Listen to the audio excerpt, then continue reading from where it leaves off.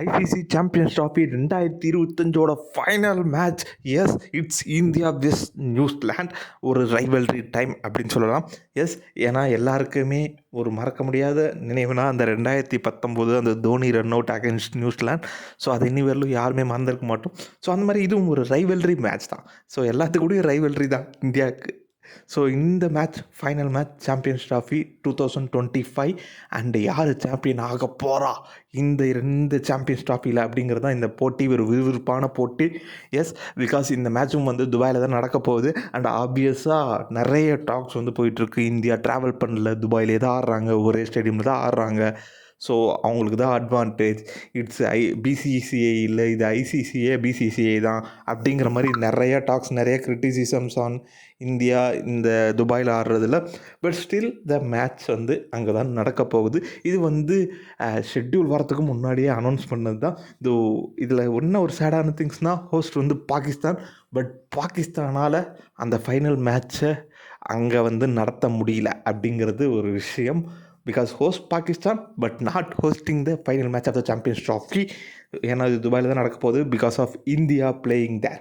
So இந்த போட்டியை பற்றி பார்த்துருவோம். ஸோ இந்த போட்டி துபாயில் நடக்குது. அண்ட் எந்த பிட்சை யூஸ் பண்ண போகிறாங்க, பிட்ச் எப்படி இருக்க போகுதுன்னு பார்த்தோம்னா ஸ்பின் ஃப்ரெண்ட்லி பிட்சாக தான் இருந்திருக்கு இது வரலும். ஸ்பின்னர்ஸ் வந்து பூந்து விளையாடி இருக்காங்க இந்த பிட்சில் அப்படின்னு சொல்லலாம். எஸ், ஆப்வியஸ்லி இந்தியன் ஸ்பின்னர்ஸ் பயங்கரமாக பண்ணியிருக்காங்க. எஸ்பெஷலி வருண் சக்கரவர்த்தி அண்டு ஜடேஜா, குல்தீப் அக்ஷர் எல்லாருமே நல்லா பண்ணியிருக்காங்க. அண்ட் நோட்டபிளி வருண் சக்கரவர்த்தி இன் திஸ் பிட்ச் அப்படின்னு சொல்லலாம். ஸோ இந்த பிட்ச் வந்து எந்த பிட்ச் அப்படின்னு பார்த்தோம்னா வந்து இந்தியா வெஸ் பாகிஸ்தான் மேட்ச் நடந்ததில்ல. ஸோ அந்த பிட்ச் தான் வந்து இந்த மேட்ச்சுக்கு வந்து யூஸ் பண்ண போகிறதா சொல்லியிருக்காங்க. எஸ், ஸோ அந்த பிட்ச் சிமிலராக எல்லா மேட்சஸ்லேயுமே வந்து ஸ்பின் ஃப்ரெண்ட்லியாக தான் இருந்திருக்கு. ஸோ இந்தியாவோட ப்ராபபிள் 11 பற்றி பார்த்துருவோம். ஸோ ஆப்வியஸாக லாஸ்ட் மேட்ச் எந்த 11 போனாங்களோ அதே 11 தான் இந்த மேட்ச்சும் போகிறாங்க அப்படிங்கிறதுல சந்தேகமே வேண்டாம். எஸ், ஸோ பிகாஸ் எந்த பிச்சுன்னு தெரிஞ்சிச்சு, எப்படி இருக்க போகுதுன்னு தெரிஞ்சிச்சு. ஸோ ரெண்டே பேசர் தான். ஸோ அதை வச்சு ஓட்டிடுவாங்க இந்தியா. எப்படி ஓட்டினாங்க லாஸ்ட் டைம், ஸோ சேம் அதே மாதிரி தான் போகிறாங்க. இந்தியாவோட பிளேயிங் லெவன் அப்படியே பார்த்துருவோம். So Rohit Sharma captain and Shubman Gill and Virat Kohli, Shreyas Iyer, Axar Patel, KL ராகுல், ஹர்திக் பாண்டியா, ரவீந்திர ஜடேஜா, ஷமி, குல்தீப் யாதவ், வருண் சக்கரவர்த்தி. ஸோ முதல்ல வந்துட்டு நம்ம டாப் ஆஃப் த ஆர்டரில் ரோஹித் சர்மா அண்ட் சுப்மன் கில். ஸோ கண்டிப்பாக அவங்கக்கிட்டே இருந்து ஒரு பெரிய இன்னிங்ஸ் வேணும். எஸ், ஸோ அது வந்து ஒரு பெரிய பிரச்சனை இந்த ஒரு சீசனில் ஆப்வியஸாக இருந்திருக்கு. எஸ்பெஷலி ரோஹித் சர்மாட்டிருந்து ஒரு பெரிய இன்னிங்ஸ் கூட பார்க்கல. சுப்மன் கில்ட்டிருந்து இந்த ஃபஸ்ட்டு மேட்ச் ஒரு இன்னிங்ஸ் ஆடினார், நல்ல இன்னிங்ஸ். அதுக்கப்புறம் அவர்கிட்ட இருந்து ஒரு இன்னிங்ஸ் பார்க்கவே இல்லை நம்ம. ஸோ டோட்டலாக நம்மக்கிட்ட வந்து ஒரு பிரச்சனை ஓப்பனர். கண்டிப்பாக இந்த போட்டியில் வந்துட்டு ஒரு ரோஹித் சர்மா ஒரு நல்ல கேமை கொடுக்கணும் அப்படிங்கிறத நான் எதிர்பார்க்குறேன். அண்ட் சுப்மன் கில், எஸ், ஆப்வியஸாக நம்ம ஓப்பனர்ஸ்லேருந்து ஒரு நல்ல ஒரு ஓப்பனிங் கிடைக்கணும். ஒரு நல்ல செட் பண்ணி கொடுத்தாங்கன்னா இன்னும் சூப்பராக இருக்கும்னு நான் இப்போ எதிர்பார்க்குறேன். அந்த லாஸ்ட் டைம் அந்த 2023 வேர்ல்ட் கப்பில் பார்த்தோம்னா வந்துட்டு ஒரு சூப்பராக பண்ணி கொடுத்தாங்க அகேன்ஸ்ட் நியூசிலாண்ட். ஒரு 100 ரன் வந்து ஓப்பனிங்கில் செட் பண்ணி கொடுத்தாங்க. ஸோ அதை வச்சு யூட்டிலைஸ் பண்ணி பயங்கரமாக வந்து கேமை ஜெயித்தாங்க. ஸோ அதே மாதிரி ஒரு விஷயத்த நாளைக்கும் பண்ணி கொடுக்கணும் ஓப்பனர்ஸ். இந்த ஒரு சீசனில் ஒழுங்காக பர்ஃபார்ம் பண்ணலை இது வரலும். பட் நாளைக்கு பண்ணி ஆகணும் அப்படிங்கிறத நான் எதிர்பார்க்குறேன். அண்ட் பார்த்தோம்னா அடுத்து விராட் கோலி. இவர் என்னன்னு சொல்கிறதுன்னு தெரில. ஒரு போட்டிக்கும் வந்து விராட் கோலி பயங்கரமாக வந்து விளையாண்டுட்ருக்காரு. ஆப்வியஸாக இன்னமும் நம்ம அவரை டிபெண்ட் பண்ணியே இருக்க மாதிரி ஒரு ஃபீல் இருக்குது. எஸ், ஸோ விராட் கோலி வந்து பர்ஃபார்ம் பண்ணணும் அப்படிங்கிறத இன்னமும் எதிர்பார்த்துக்கிட்டு இருக்கோம். பிகாஸ் அவர் தான் அந்தளவுக்கு பில்லராக நடுவில் இருக்கார். ஸோ இந்த டீமில் ஏன்னா ஒவ்வொரு மேட்சும் ஜெயிச்சு கொடுக்குறாரு விராட் கோலி. அண்டு ஸ்ரேயஸ் ஐயர் ஸ்பின்னை சூப்பராக ஆடுறதுக்கு ஸ்ரேயஸ் ஐயர் அவரோட அந்த 50, 60ஸ்லாம் வந்து பயங்கர குரூஷியலாக இருந்துச்சு லாஸ்ட் ஃபியூ மேட்சஸில். அண்ட் ஸ்பின்னரை அவர் டாக்டிக் பண்ணி ஆடுற விதம், அவர் வந்து அந்த ஃபுட் மூமெண்ட்ஸு ஸ்பின்னர்ஸ் ஆடுறதெல்லாம் வந்துட்டு பயங்கரமாக இருக்குது. ஸோ அவர் வந்து ஒரு குரூஷியலான பிளேயர், ஒரு குரூஷியலான ஃபேக்டர் மிடில் ஓவரில். இந்த மாதிரி ஒரு பிட்ச் கண்டிஷனில் ஸ்பின்னர்ஸ் ஆடணும் அப்படின்னா. அடுத்து அக்ஷர் பட்டேல், அவர் மிடில் ஓவரில் சூப்பராக ஆடுறாரு, பயங்கரமாக நல்லாவே விளையாடுறாரு. அண்ட் ஸ்பின்னிங் அவரோட பவுலிங்லேயும் வந்துட்டு கான்ட்ரிபியூட் பண்ணுறாரு. ஸோ மொத்தத்தில் அவர் எல்லா இடத்துலையுமே கான்ட்ரிபியூட் பண்ணுறாரு. அண்ட் கேஎல் ராகுல் ஸோ நல்ல ஃபார்மில் இருக்கார். ஒரு சூப்பரான சப்போர்ட் கொடுக்குறாரு இந்தியன் டீமுக்கு மிடில் ஆர்டரில். ஸோ அவரும் வந்து ஒரு நல்ல பிளேயராக தான் இருக்கார் இந்த சாம்பியன்ஸ் ட்ராஃபியில்.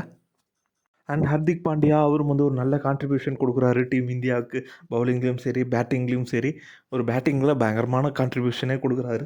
ஸோ அவர்கிட்ட இருந்து ஒரு நல்ல பர்ஃபார்மன்ஸ் இந்த ஃபைனல்லையும் வந்து எதிர்பார்க்குறோம் அப்படின்னு சொல்லலாம். ஸோ அடுத்து ரவீந்திர ஜடேஜா. ஸோ அவருக்கு வந்து பேட்டிங் எந்த அளவுக்கு சான்ஸ் கிடச்சிது இந்த ஐசிசி சாம்பியன்ஸ் ட்ராஃபிலன்றது தெரில. பட் வந்து பவுலிங், ஸோ பவுலிங்கில் வந்து கலக்கியிருக்காரு உண்மையாகவே. ஸோ ரவீந்திர ஜடேஜா இந்த ஒரு சாம்பியன்ஸ் ட்ராஃபி டோர்னமெண்ட்டில். ஸோ அதுக்கப்புறம் Mohammed Shami leading wicket taker அவர் தான்.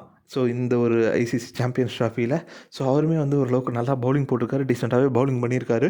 அடுத்து குல்தீப் யாதவ் சூப்பராக போட்டிருக்காரு, கிடைச்ச இடத்துலலாம் வந்து விக்கெட்ஸ் எடுத்திருக்காரு. பட் ஓகே, நல்லா தான் பண்ணியிருக்காரு. அண்ட் வருண் சக்கரவர்த்தி லாஸ்ட்டு 2 மேட்ச் தான் வந்தார், எக்ஸ்ட்ராடினரியாக பர்ஃபார்ம் பண்ணி 2 மேட்ச்சில் 7 விக்கெட் எடுத்திருக்காரு. ஸோ அவர் தான் வந்து ஒரு க்ரூஷியல் ஃபேக்டராக வந்து எல்லோரும் பார்க்குறாங்க. எஸ், ஸோ லாஸ்ட் மேட்ச்லையும் க்ரூஷியல் விக்கெட் எடுத்தார். ஸோ அதே போல் இந்த மேட்ச்லேயும் ஒரு க்ரூஷியல் ஃபேக்டராக வந்து இருப்பார். பிகாஸ் லீக் மேட்ச்சில் வந்துட்டு அகைன்ஸ்ட் நியூசிலாந்து இவர் தான் 5 விக்கெட் எடுத்தார். ஸோ ஆப்வியஸாக வந்து இவர் மைண்டில் வச்சு தான் நியூசிலாந்து வருவாங்க. ஸோ இவரை எப்படி ஆடுறது, லாஸ்ட் மேட்ச் என்ன தப்பு பண்ணணும், இவரை எப்படி டேக்கிள் பண்ணணும், இவர் எப்படி ஆடுறது அப்படிங்கிறத வந்து நியூசிலாந்து கம்ப்ளீட்டாக ஒரு ஸ்ட்ராட்டஜிக்கல் பிளானிங்கில் வந்து வருவாங்க அப்படிங்கிறத எதிர்பார்க்கலாம். அடுத்து நியூசிலாண்டோட பிளேயிங் லெவனை பார்த்தோம்னா Will Young, Rachin Ravindra, Kane Williamson, Daryl Mitchell, Tom Latham, Glenn Phillips, Bracewell, Santner, Matt Henry, Kyle Jamieson and William O'Rourke. இதில் வந்துட்டு இவங்க பிளேயிங் லெவனில் ஒரு பிரச்சனை இருக்குது. ஸோ இது வந்து இவங்க லாஸ்ட் மேட்ச் ஆடின பிளேயிங் லெவன். ஸோ இந்த துபாயில் நடக்க போகுது அப்படிங்கிறதுனால எதனா சேஞ்சஸ் பண்ணுவாங்களா? லைக் ஆஸ்திரேலியா வந்துட்டு லாஸ்ட் மேட்ச் ஒரு சேஞ்ச் பண்ணாங்க. ஸோ அந்த மாதிரி எதுனா சேஞ்ச் பண்ணுவாங்களா? இல்லை எங்களோட ஸ்ட்ரென்த் இது தான் அப்படிங்கிறத வந்துட்டு இவங்க அப்படியே போவாங்களா? இல்லை பிரேஸ்வெல் இருக்கார், ஸோ சாண்ட்னர் இவங்கள வச்சு ரொட்டேட் பண்ணி விளையாட போகிறாங்களா? அப்படிங்கிறத வந்து நம்ம வெயிட் பண்ணி மேட்ச்சில் பார்த்துருவோம். அண்ட் இன்னொன்று ஷாக்கிங் என்ன அப்படி நியூசிலாண்டுக்கு அப்படின்னு பார்த்தோம்னா, ஸோ மேட் ஹென்ரி இல்லை. எஸ், ஸோ மேட் ஹென்ரி வந்து விளையாட போகிறதில்ல. மேட் ஹென்ரிக்கு வந்து ஒரு இன்ஜுரி கன்சர்ன் இருக்கிறதாகவும், ஸோ அதனால் அவர் வந்து இந்த போட்டியில் விளையாட போகிறதில்ல அப்படிங்கிறதாகவும் ஒரு தகவல் வந்து வந்துட்டுருக்கு. ஸோ இன்கேஸ் அவர் விளையாடலை அப்படின்னா கண்டிப்பாக ஒரு பெரிய பிரச்சனை. ஆல்மோஸ்ட் கன்ஃபார்ம் அவர் விளையாட மாட்டார் அப்படிங்கிறது. ஸோ மேட் ஹென்ரி இல்லாமல் வர இந்த நியூசிலாண்டுக்கு வந்து ஒரு பெரிய பிரச்சனை தான். எஸ், ஏன்னா வந்து ஓப்பனில் அவர் தான் வந்துட்டு கொஞ்சம் நல்லா பாலை ஸ்விங் பண்ணி விக்கெட்ஸ் எடுப்பார் பவர் பிளேயில்.